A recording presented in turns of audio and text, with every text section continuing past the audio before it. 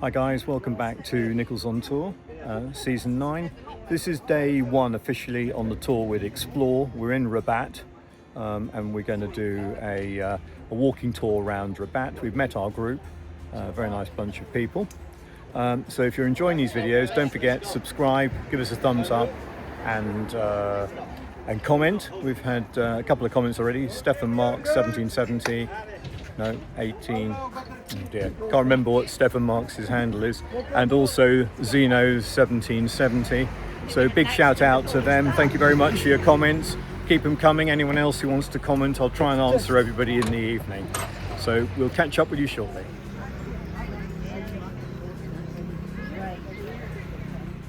So we're now entering the garrison of Rabat. The Kasbah. The Kasbah. Which was built to protect, obviously, the citizens in the Medina behind us, and it was the troops would have stopped on their way from Marrakesh, which was then the capital, before they headed to Spain when they were.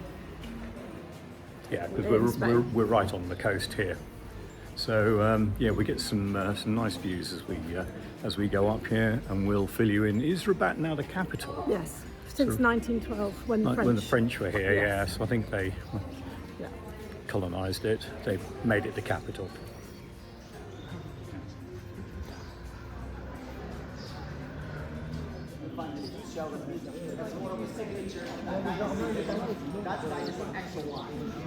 So we're now inside the Kasbah, and there are 4 things that qualify it as a Kasbah, and they are the water fountain, which is kind of, hang on a second, oh dear.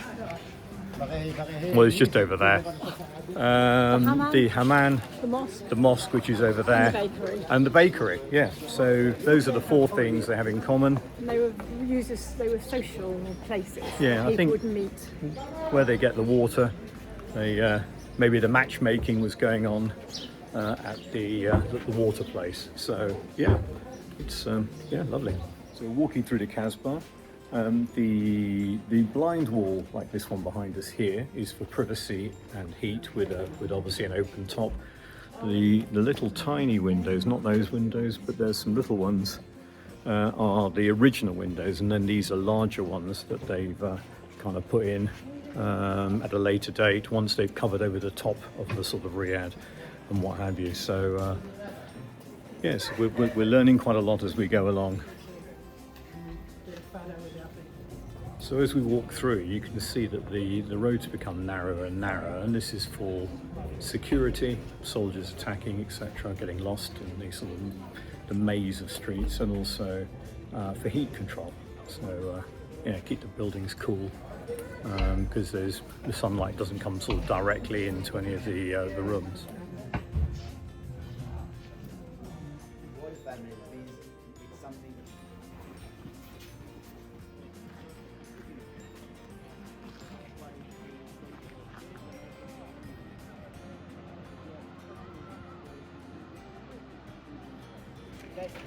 So behind me is Saleh, the rival town to Rabat, and this is behind me here is Rabat. So there were 2 rival towns, still rivals to this day.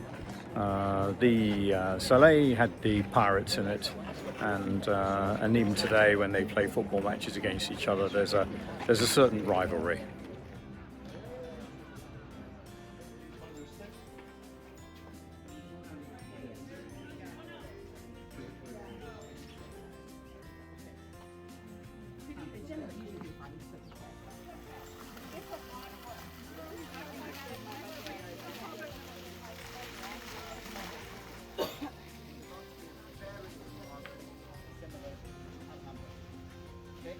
So this area is very similar to Andalusia. It was built in 1912, and it was to mimic the Andalusian style and what have you. When this became the capital, the French decided to build this up and reproduce that sort of Andalusian system of gardens and watering paths, etc. It's very beautiful.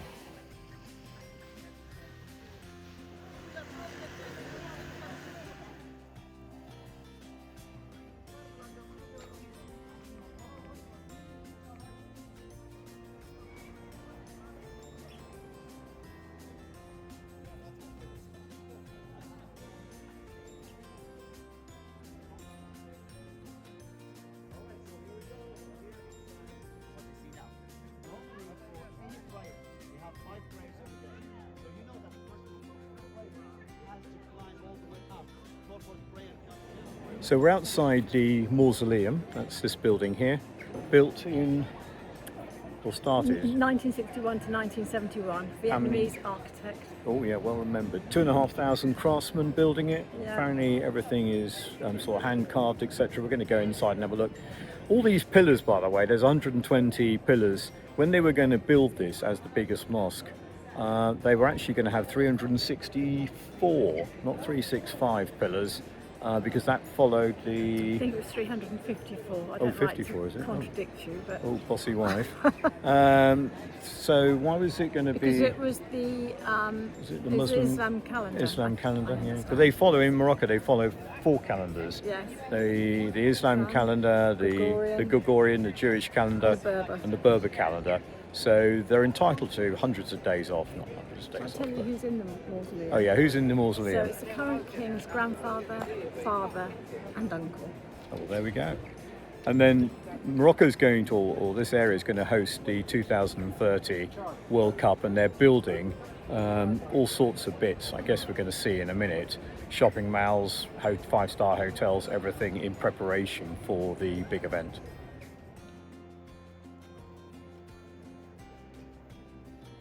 That gives you a really good idea of the scale of the place. But this minaret here, actually, when they were building it, it was going to be double the height, but they obviously never completed it.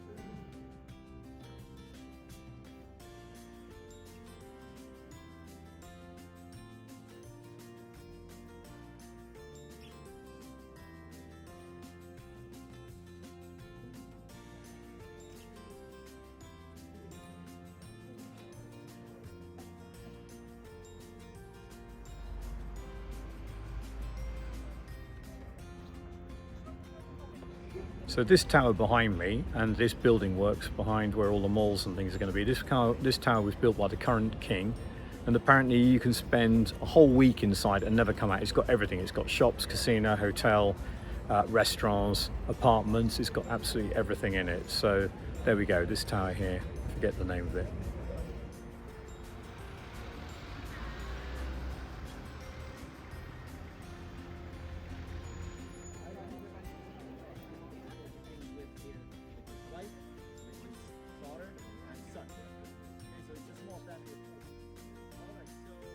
So we're now walking to the King's Palace. This is the only one where the grounds and things are open to the public.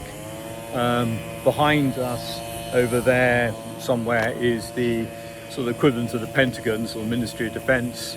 And then we've got the, if I go here, this is the mosque. This is where after Ramadan he sacrifices a goat, and these grounds are absolutely packed with tens of thousands of pilgrims who obviously it's a privilege to pray next to the king, so they all come down here. Oh, he leads to prayers. And he sacrifices a ram. Sorry. It's a ram, not a goat. So I'm not sure. Anyway, yeah, it is a ram. Beg your pardon. So there we are. Yeah, rather interesting. So we're now heading sort of round the palace a bit to have a look at it.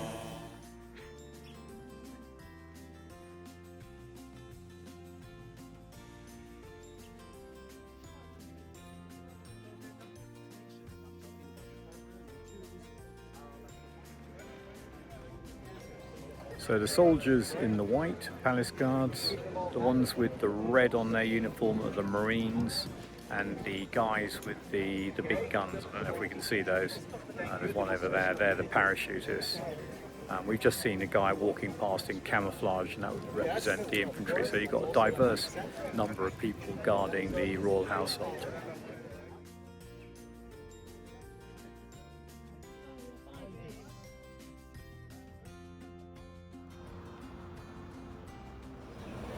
Hi guys, so just to give you an update, we left Rabat about 2.5 hours ago. We're on our way to Szechuan. That's our coach behind me, and we expect to be there in another hour or so, hour and a half. So we just stopped for a comfort break for some of the people on the tour. So remember, don't forget, I'll sign off now. Don't forget to subscribe, give me a thumbs up, and any comments I'll try and answer. We'll see you tomorrow. Bye.